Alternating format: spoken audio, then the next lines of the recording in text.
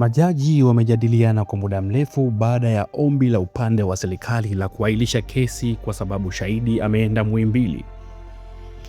Hapa wameandika sana kwa muda mrefu, nafikiri wanashauriana sababu gani watumie kulikubali ombi la wakili wa serikali. Jaji amemaliza kuongea na jaji mwingine, na huyu mwenyekiti wa jopo sasa anaongea na jaji wa kushoto kwake. Na huyu wa kushoto mara zote yeye huwa kama hana habari, amekaa tu anafanya mambo yake na kucheka. Yule upande wa kulia ndo kama yuko serious muda wote. Baada ya kujadiliana kwa dakika kadhaa, Jaji Nduguru akasema na kuwasha kipaza sauti, "Tumesikia hoja zote. Kimsingi tunakubaliana na aliyoyasema mshtakiwa kuwa tumetoa maelekezo ya mara kwa mara. Mahakama imesimamia maelezo haya kwa Jumatatu mashahidi wote wataletwa. Basi tukutane Jumatatu tarehe 17 mwezi wa 8 mwaka 2026. Kesi imeahirishwa mpaka Jumatatu." Majaji wamekubali ahirisho, lakini wameweka sharti la wazi. Jumatatu mashahidi wote waliobakia wataletwa, na hili ni jaribio la kusimamia amri zao baada ya Lissu kuonya juu ya kangaroo court. Tujikumbushe mambo mazito kwenye hii kesi. Mheshimiwa Lissu amekamatwa tangu Aprili 9 mwaka 2025 baada ya hotuba yake kuhusu no reforms no election kufikia Agosti mwaka 2026. Amekuwa kizuizini kwa zaidi ya siku 490 mpaka 500. Amewekwa katika sehemu ya wafungwa waliopatikana na hatia ya kifo, yani death row. Hata kama bado hajapatikana na hatia, amekataa kupewa fursa ya faragha na wakili wake. Mazungumzo hufanyika kupitia glasi au mbele ya maafisa. Amelalamikia ukosefu wa huduma za kidini, mazoezi na matibabu ya kutosha, hasa baada ya majeraha ya mwaka 2017 alipopigwa risasi mara 16. Mwezi Mei mwaka 2026 alipata maumivu makali ya tumbo na kuugua amiba, hali iliyozua wasiwasi mkubwa.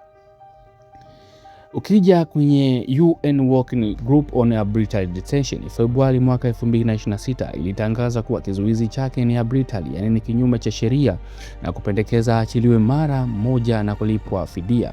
Na upande wa Commonwealth Ministerial Action Group, Julai 10 mwaka 2026 ilitoa taarifa ikimtaka serikali ya Tanzania kumwachilia Lissu ndani ya siku 30.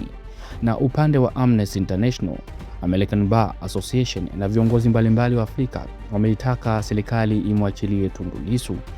Ukija kwenye upande wa EU Parliament, imetishia vikwazo na kuhifadhi misaada kutokana na hali ya haki za kibinadamu baada ya uchaguzi wa Oktoba mwaka 2025.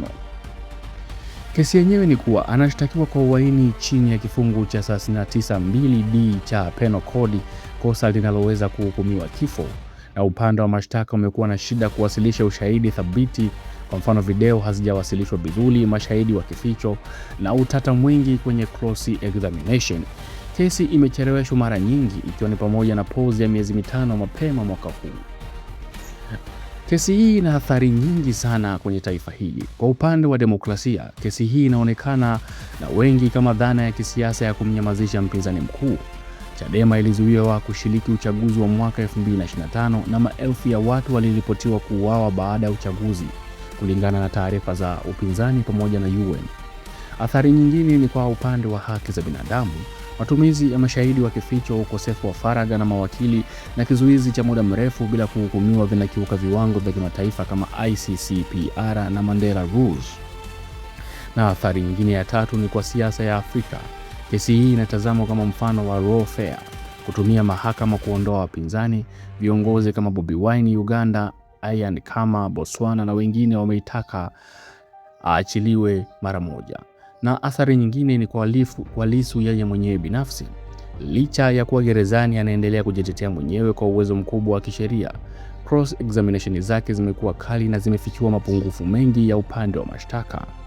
Majaji wameahirisha kesi hadi Jumatatu, Agosti 17 mwaka 2026, wakiwa na sharti la kuleta mashahidi wote, lakini hali ya Lissu inaendelea kuwa ngumu.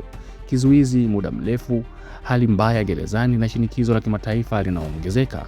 Kesi hii si tu kesi ya uhaini kuhusu Lissu, ni kuhusu mustakabali wa demokrasia na utawala wa sheria nchini Tanzania. Kwa hiyo kesi imeahirishwa mpaka Jumatatu. Kwa hiyo na mimi nitakuletea updates za kesi hii kuanzia Jumatatu. Endelea kuwa nami na utoe maoni yako kuhusiana na mwenendo wa kesi huu. Unaonaje?